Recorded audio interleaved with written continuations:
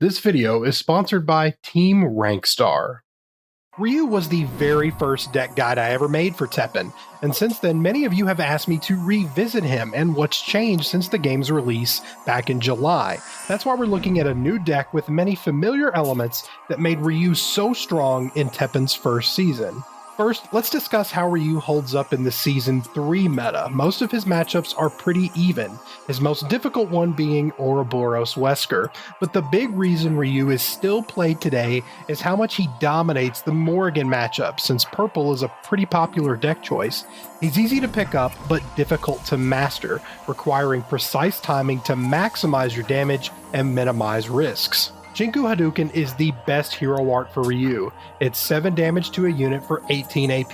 Denjin Renki and Metsu Shoryuken can work, but are not nearly as effective as the reliable removal from Shinku Hadouken. This is the way I run Ryu, a control deck built on dealing damage to enemy units and maintaining board control. I borrowed a couple of ideas from Exceed, a Canadian top player and expert in Ryu.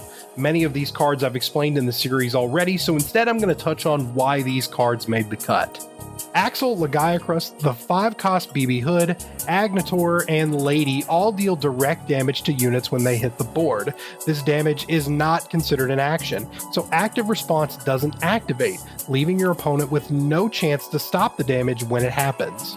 Guy and Overdrive Ostrich have Rush. They get in quick to finish units and sponge up damage. They are great for trades. Spread Shot, Lightning Bolt, and Dragon Lord's Judgment are to help clear the board. And Fate Defying Ryu deals a lot of damage, even more so in the late game when you've used a few actions. Dread King Rathalos has a devastating effect for clearing the board if he's not stopped quickly. And Teostra Infernal King is a great answer for Living Death if you manage to explore a Supernova with him. If you're not familiar, Supernova is 3 MP to deal 8 damage to every unit on the board except for Teostra. I'm doing something you guys have asked me to do in the past. I'm going to show you a video where I'm not the winner, but I think there's a lot to take in here in terms of how to play this deck. So here we go. Ouroboros Wesker. It's probably the most popular deck right now. It's very, very strong. So what do you do? First off, you're looking for optimal trades. And second, you don't want to go first. Ryu is very much a reactionary character, and you want to wait to see what your opponent is going to do. So at this stage, we're waiting, and if we sit at 10 MP cap, that's fine. So out comes the Tyrant, the slow Tyrant that turns into the fast Tyrant. So again, we're going to be looking for optimal trades here. Lagiacrus will soften it up a little bit, which will bring out the scarier Tyrant, and will actually put it in range to get popped by Lady, if we so choose. And that is what I attempt to do, but Bishamon comes out at the right time to sponge up a little bit of that damage. So it's not perfect, but this allows us to throw out the Ostrich to clean that up. And then out comes the raw Devil Joe, which it should have been expected. So now we're looking for the best trades. BB Hood is probably the best option here because Lady and the Bishamon are just going to trade. Whereas BB Hood is going to soften up that Devil Joe, kill it, and then still be around to live for another swing of damage. So that's what we do. It puts Shinku on deck. We get 2 damage in. Now he's only 4 away from Ouroboros, so we know more Devil Joes are about to come. So again, you need to constantly be thinking about your damage sources and how you're going to deal with problems when they pop up. So out comes the 2/5 flying revenge unit, which we're going to throw out Agnator to deal with that. 3 damage to a unit. We get what we're looking for, and again, we're anticipating Devil Joe here. And to a degree, he probably knows that that's what we're anticipating. So Rebirth comes out, which is fine because we have Shinku Hadouken on deck. And since the Devil Joe is weakened by the Rebirth, it just destroys it. So that's 1 Devil Joe down, but Ouroboros is still on deck. Gotta always be in the back of your mind. Now, most Wesker players are going to use it as soon as they get it, but this guy actually ends up holding on to it, and another raw Devil Joe comes out. So again, we got to be thinking of ways to deal with this guy. BB Hood is a good way. So we throw BB Hood out, soften it up with the intention that we're going to finish it with a Lightning Bolt. Now, Lightning Bolt puts another copy of Lightning Bolt in our EX pocket, so we cycle cards, cheap damage. We're catching up just a little bit, but again, we can't rest on our laurels here because this match is not over with. Wesker, as many of you guys know, excels in the late game. So you got to constantly be on your toes. Bishamon comes out in the middle. We've got 8 MP, but again, we're looking for optimal trades. So we're going to throw out Lagiacrus, and since Bishamon deals damage to himself, he will trade with that BB Hood. So again, we're waiting for Devil Joe, the inevitability. That's actually a 4 MP cost Tyrant. It's kind of hard to tell just how quickly it got destroyed, but that's what it was. We throw out Ostrich because we were close to MP cap and we want to deal some more damage, and he chooses to obliterate it, which in my mind is overkill, but he won this game, so what the heck do I know? So we've got Shinku on deck. We have a pretty decent hand for dealing damage, so at this point we're just waiting. And then now we're going to throw out Fate Defying Ryu because we were close to MP cap, and he puts the pressure on. So he's going to go in and he's going to deal some damage. We finally see the first Ouroboros of the match for a Devil Joe, and it goes up top, which is great because Lagiacrus softens it up. Shinku Hadouken comes in for the kill. Now, we can't just chill because he's going to have it again here soon because he had enough AP. Now, Ryu is dealing a decent amount of damage. So then out comes this big bad, and this is a misplay. I chose to play the lady to go ahead and pop it. I am not sure why. I thought that would be a good idea, and in all honesty, that play may have cost me the match. So Ouroboros comes out for the second Devil Joe. We're going to soften it up a little bit with a Lightning Bolt. He uses the free MP for False Throne, and again, we're just looking for optimal ways to get rid of this thing. Now, Lady will get to hit it once, and then we choose to Shinku to wrap things up, which was probably another misplay. The 4 MP cost Tyrant comes out. Now at this stage in the game, he's looking for Selfish Predation, so I'm going to try and get rid of this thing. But as you can see, he has 3 Selfish Predations in his hand, which is a bit unorthodox. Most Wesker decks only end up running 2, at least in my experience, so he gets a little bit of health back. We still have the life lead, but again, this match is not over with yet because now his revenge units are going to start coming into play. They are cheap, and he is going to start to take advantage of this match and play catch up a little bit. It's been a bit of a back and forth. And now, as you can see, he now has board control for cheap revenge units and other optimal cost plays and a Devil Joe. So we're in rough shape here. This is the part where I start to slip up a little bit in terms of my play. Looking for optimal plays to try to get rid of these monsters. I should have been playing these Axles earlier because they don't really do me any good at this stage of the game. So I'm kind of left to clean up the board with not great options here. So Agnator and the Devil Joe trade, but we still have the Dr. Birkin to deal with down here. So we throw out Axel. Axel will trade with this thing. Bishamon comes out in the middle.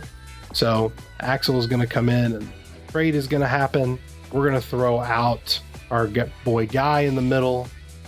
And then we choose to Shinku because I'm trying to get the life lead here because I know he is out of Selfish Predation. But as you can see, he runs the very unorthodox Scavenger here.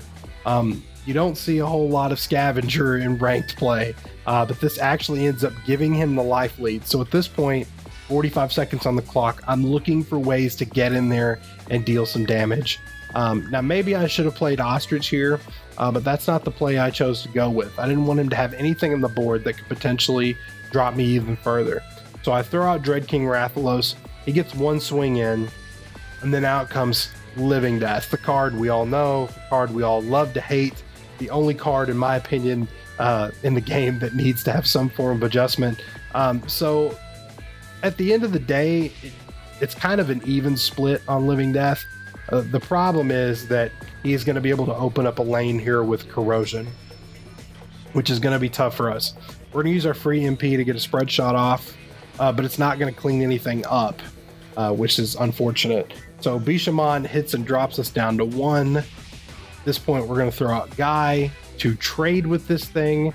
Again, we're looking for damage, but he's got Ouroboros on deck. So we're in rough shape either way. The Devil Joe comes out in the bottom to smack Ostrich. We throw out Guy because I'm trying to do whatever I can to deal quick forms of damage, but as you can see, just barely do not have enough time for Lady to connect to close out that match. So a very close match, one I did not win. Rathalos is a very common matchup, so I figured it would be important to showcase what you needed to do in this situation. So right off the bat, I don't like this hand. 3 spread shot is a bit much, a little bit overkill, and only having BB Hood is kind of rough. So at this point, you know, you want to wait and see what they're going to do first, because Ryu is a reactionary character for the most part. So out comes Maki, and he's already got an Iris. So this is a good opportunity to get rid of one of these spread shots, to pop this Iris's shield so we can soften it up.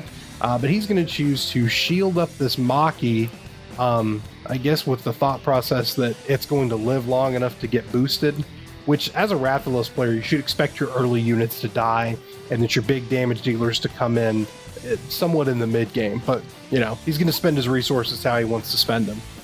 So Agnator comes out and does not hit the target I want. I was hoping to pop Iris. So we're in rough shape here. We throw out the spread shot to, you know, 2 free MP, and he's going to use his MP to get as many boosts on this Maki as we can. So obviously we're looking to kill this thing, but we have a great option in Shinku Hadouken when it finally manages to come out. You know, so he actually chooses to activate auto heal, which is hilarious because now I'm going to do Dragon Lord's Judgment. I didn't think I was actually going to be able to get that off on time, but it was great timing for us, and the split is magnificent. So we clear both of those units, especially the Maki that he invested heavily in, and now we've got the advantage. Sure, he got plenty of boosts for Wrath Awoken, but it's not a big deal because we have the tools to deal with a boosted unit when it pops up, and you'll actually see that as the match progresses. So we get free damage. He drops another Iris here, and again, we've got a lot of MP. We've got Shinku on deck, and we're going to go ahead and use a Lightning Bolt to cycle some cards, plus we get a Lightning Bolt in our EX pocket, so it's not a big deal. And now Iris is exposed to take some damage and get popped into attacks, which as you can see does happen. Layer comes up top for some more MP boosting and more shield shenanigans.